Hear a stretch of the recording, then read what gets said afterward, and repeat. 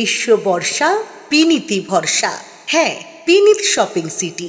নমস্কার, আপনারা দেখছেন হুগলি আপডেট। আপনাদের সঙ্গে আমি উষা। আসছি খবরে। চন্দননগরের জগদ্ধাত্রীর প্রতিমা দর্শন করতে বেরিয়ে পথ দুর্ঘটনায় মৃত্যু হলো চুঁচুড়ার এক মহিলার।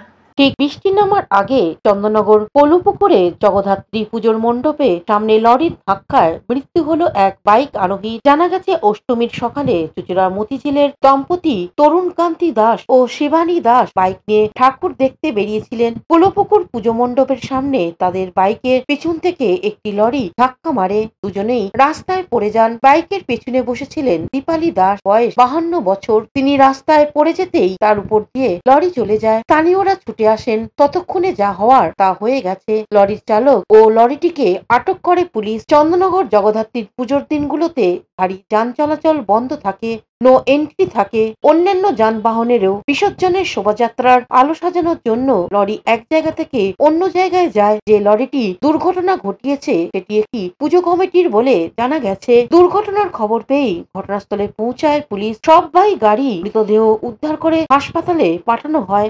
অন্যদিকে পুজো কমিটির এক সদস্য জানান, মধ্যে ছিলাম প্যান্ডেলের ভিতরে, ঢাক বাজছিল, তখন আরতি চলছিল। হঠাৎ একজন গিয়ে বললো যে ঢাকটা বন্ধ করতে, আর বাইরে থেকে ভেতর থেকে কয়েকজন মহিলাকে আসতে, যাতে ধরা যায় একজন অ্যাক্সিডেন্ট হয়ে গেছে মহিলা।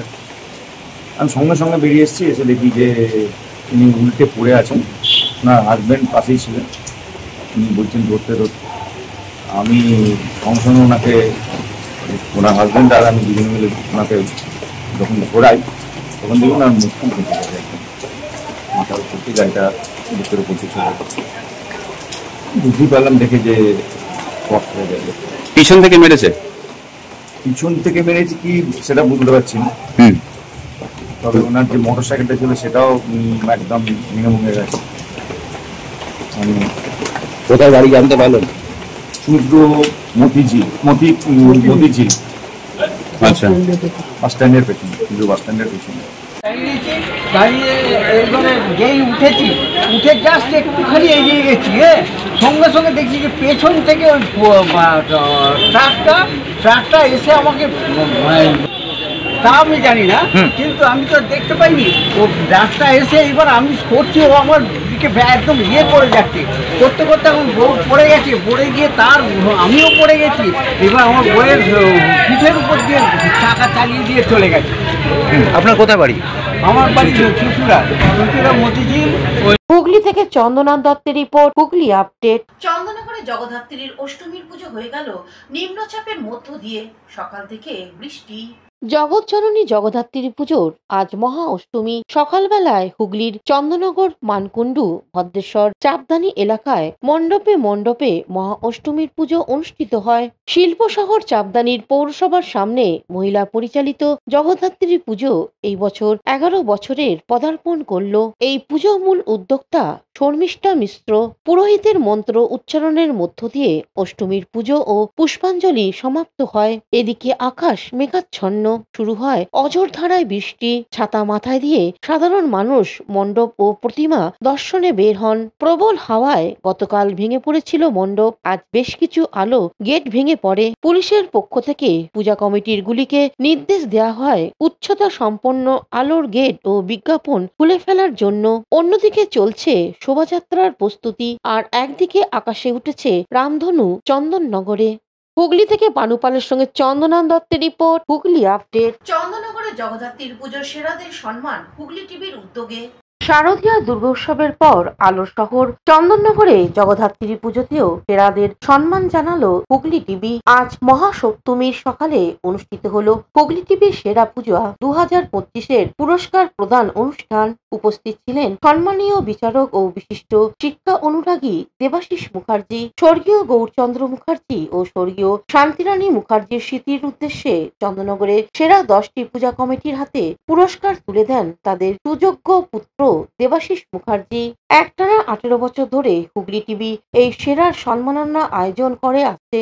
এই উদ্যোগ সম্পর্কে দেবাশিস মুখার্জি এক সাক্ষাৎকারে জানান, হুগলি টিভির এই যে সিদ্ধান্ত, এই সিদ্ধান্তকে আমি স্যালিউট জানাচ্ছি। আমি এদের জগদ্ধাত্রী পূজা উপলক্ষে 10টা যে ঠাকুরকে নির্বাচন করেছে, এই 10টা ঠাকুর মা জগদ্ধাত্রীর যেখানে যেখানে নির্বাচন হয়েছে সেই জায়গাগুলো আমি দেখছি। প্রত্যেকটা থিম তার আলাদা স্বাতন্ত্রতা রয়েছে, তার আলাদা মূল্য রয়েছে, এবং মূল্যায়ন করলে বুঝতে পারা যাবে আজকে বাস্তব জীবনে এইগুলো ভাববার সময় এসে গেছে, আমাদের দেওয়ালে পিঠ ঠেকে গেছে। আমরা কিন্তু প্রত্যেকটা আমি লক্ষ্য করেছি এবং এগুলো দরকার আছে। কখনো আমাদের সম্পর্ক কোথায় নেমেছে, কখনো আমাদের প্রকৃতিকে ধ্বংস করে ফেলছি, কখনো আমরা সবুজায়নকে ধ্বংস করছি, হ্যাঁ, কখনো আমরা মানে লাইব্রেরি, এটা দারুণ জিনিস। আমরা নেট সর্বস্ব হয়ে গেছি, ল্যাপটপ সর্বস্ব হয়ে গেছি, মোবাইল সর্বস্ব হয়ে গেছি, আমরা ভুলে গেছি বই পড়াটা ভুলে গেছি। হ্যাঁ, আমার বয়স হয়েছে, আমরা ছাত্রজীবনে যেটুকু যা দেখেছি, এখন দেখছি বই পড়াটা বর্তমান প্রজন্মের কাছে একদম শেষ। এগুলো খুব প্রয়োজন, বিশেষ প্রয়োজন। আমি হুগলি টিভির কাছে, আমি পরম করুণাময় বা মা জগদ্ধাত্রীর কাছে আমি করজোরে, আমি ভক্তি ভরে জানাচ্ছি হুগলি টিভি এইভাবে এগিয়ে চলুক, আর আমাদের মতো অতি নগণ্য মানুষও যেন সহযোগিতা করার সুযোগ পায় এবং করবার চেষ্টা করব। হুগলি থেকে অভিষেক গুপ্তা ও চন্দনা দত্তের রিপোর্ট, হুগলি আপডেট। এখন নিয়ে নেব বিজ্ঞাপন বিরতি। বিরতির পর ফিরে আসছে খবরে। চিনসুরা ওয়েলফেয়ার অ্যাসোসিয়েশনে জগৎ জননী জগদ্ধাত্রী পুজো 33 বছরে এইবার বোধন থেকে বিসর্জন, সকলের রইল আমন্ত্রণ। পুজোর মূল উদ্যোক্তা রাজ্যের প্রাক্তন মন্ত্রী তথা বিধায়ক তপন দাশগুপ্ত। নবমীর পুজোর মায়ের ভোগ বিতরণ, সকলের রইল আমন্ত্রণ।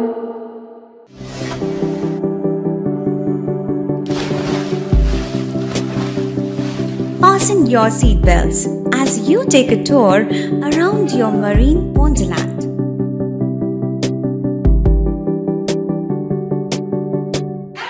Spend a day at Aqua Marina and enjoy an array of water slides that give you butterflies in your tummy.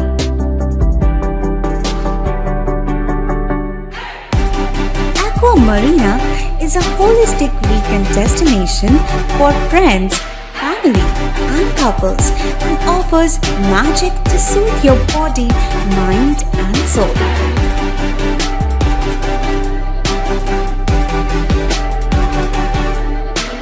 Aqua Marina, your customized magician. Welcome aboard and see the magic unfold. শীত, গ্রীষ্ম, বর্ষা, বিনীতি ভরসা। হ্যাঁ, বিনীত shopping city. যে কোনো মরশুমের readymade জামা কাপড় পাওয়া যায় একই ছাদের তলায়। ছোট থেকে বড়, পুরুষ, মহিলা ও শিশুদের একমাত্র নির্ভরযোগ্য প্রতিষ্ঠান। শীতকালীন যে কোনো শাড়ি, জিন্স, টপ, কুর্তি, চুড়িদার, পাঞ্জাবি মানেই বিনীত শপিং সিটি। আখন বাজার, চুঁচুড়া, Hooghly. Amala nursing home. Enjoy a weekend at Vedam, the paradise of peace. A home away from home.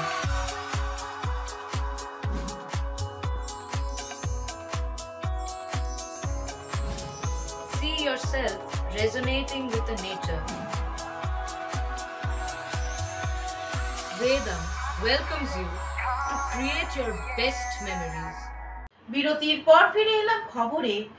SIR আতঙ্কে আগরপাড়ায় ব্যবসায়ী আত্মঘাতী, এনআরসির ভয়ে প্রাণ দিলেন। জাতীয় নির্বাচন কমিশনারের ঘোষণা অনুযায়ী পশ্চিমবঙ্গ সহ 12টি রাজ্যে শুরু হয়েছে এসআইআর বা বিশেষ নিবিড় সংশোধন প্রক্রিয়া।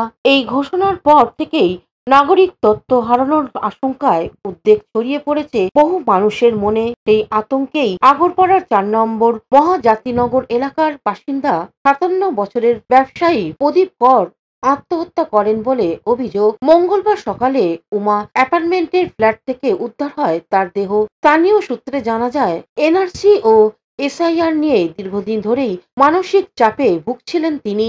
মৃতের ঘর থেকে উদ্ধার হয়েছে একটি সুসাইড নোট, যেখানে তিনি নিজের মৃত্যুর জন্য এনআরসি কে দায়ী করে গেছেন বলে জানান সমাজসেবী জয়দীপ ভৌমিক। ঘটনাস্থলে এসে পৌঁছায় খড়দা থানার পুলিশ। ঘটনায় স্তব্ধ এলাকা, শোকের ছায়া নেমে এসেছে আগরপাড়ায়।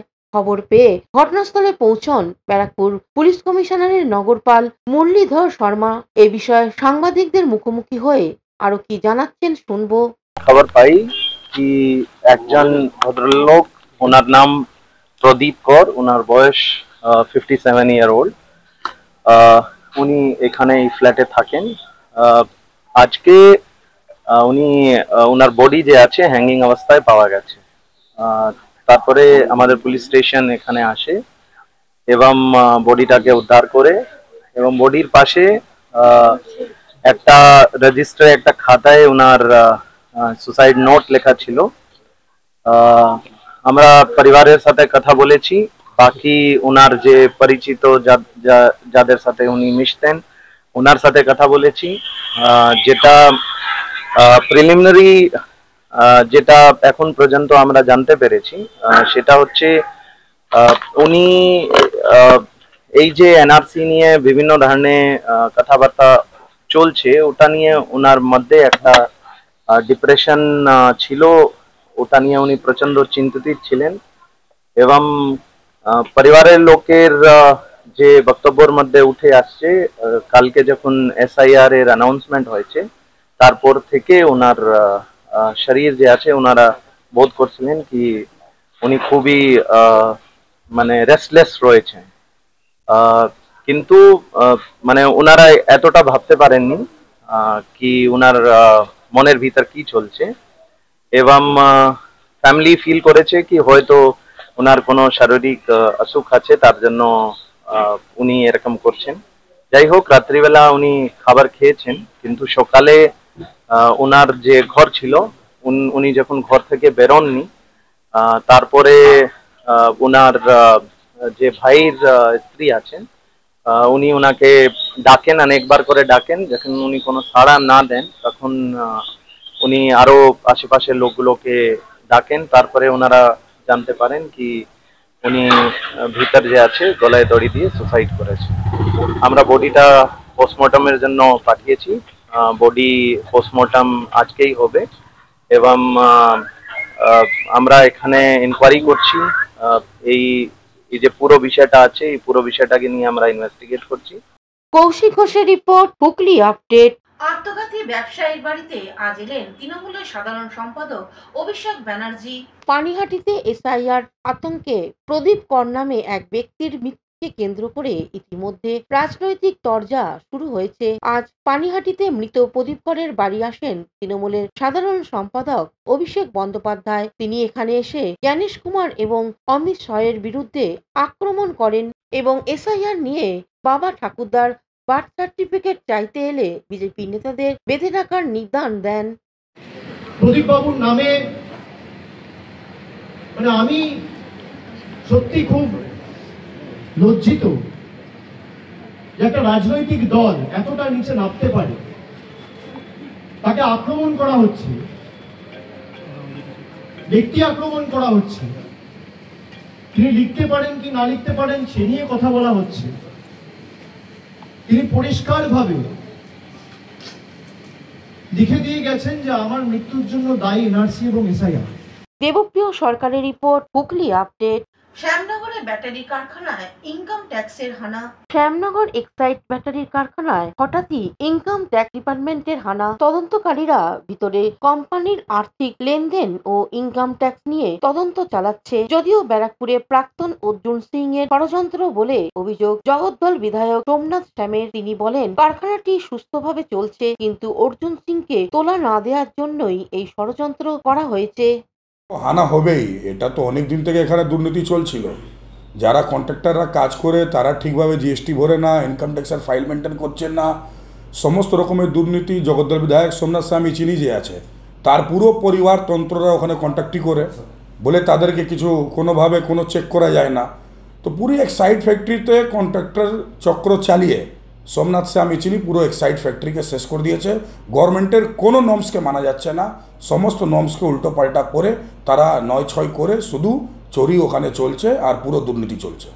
ইনকাম ট্যাক্স রেট হলে অর্জুন সিং করাবেন, বিজেপি করাবে, SIR হলে বিজেপি করাবে, এইসব তো এদের কথাই আছে, এরা তো এইসব বলবে, কিন্তু এটা বলছে না যে দুর্নীতি যেটা হচ্ছে ইনকাম ট্যাক্সের ফাইল থেকে নিয়ে GST থেকে নিয়ে কিছুই কিন্তু মেনটেন করা হচ্ছে না। আজকে যখন রেট পড়েছে তখন আমাদের নাম বলছে, সেটা মানুষের চোখে দেখাবার জন্যে, কিন্তু পুরো এক্সাইড ফ্যাক্টরিকে নষ্ট করে দিয়েছে জগদ্দল বিধায়ক সোমনাথ শ্যাম চিনি এবং তার পরিবাররা। আপনি জিজ্ঞাসা করুন না কি যে কন্ট্রাক্টররা সাপ্লাই করছে তার মধ্যে কত % কে দিচ্ছে কোন মাল, দেখবেন পুরো সোমনাথ শ্যাম চিনি খানদান তার পরিবাররা বেরিয়ে যাবে, তার সাথে থাকার লোক বেরিয়ে যাবে। দেখুন, আইটি হানার কারণ তো বলা সম্ভব নয়। আইটি হানা হয়েছে শ্যামনগর ব্যাটারি ফ্যাক্টরি যেটা আমরা বলি, সেখানে এক্সাইড ইন্ডাস্ট্রিজের, সেখানে রেড হয়েছে। কী কারণে এটা বলা মুশকিল, বাইরের থেকে খবর পেয়েছি যে এটা আইটি ডিপার্টমেন্টের রেড, কেন বা কী হয়েছে জানি না। কিন্তু এইটুকুন আমার সংশয় আছে যে এর আগে অর্জুন সিং প্রাক্তন সাংসদ, তিনি বিভিন্ন পলিউশন ডিপার্টমেন্টের, আইটি ডিপার্টমেন্টে, ইডি ডিপার্টমেন্টে তিনি বারংবার অভিযোগ করত যেহেতু এক্সাইড ফ্যাক্টরি একমাত্র জগদ্দল বিধানসভার মতো ফ্যাক্টরি যেটা সুস্থভাবে চলছে এবং মানুষের দেনা পাওনা সঠিকভাবে দিচ্ছে, কিন্তু অর্জুন সিংকে কোনো তোলাবাজি দেয় না। তার জন্যে উনি সবসময় কমপ্লেন করতো যে এই ফ্যাক্টরিটাকে কীভাবে বন্ধ করে দেওয়া যায়। তো এটা একটা সন্দেহ যে ওনার কমপ্লেনের ভিত্তিতে হয়তো হয়েছে, বাকিটা রেড কমপ্লিট হলে জানতে পারবো। দেবপ্রিয় সরকারের রিপোর্ট, হুগলি আপডেট। এখনকার মতন খবর এই পর্যন্তই। প্রতিদিন দেখুন হুগলি আপডেট। নমস্কার।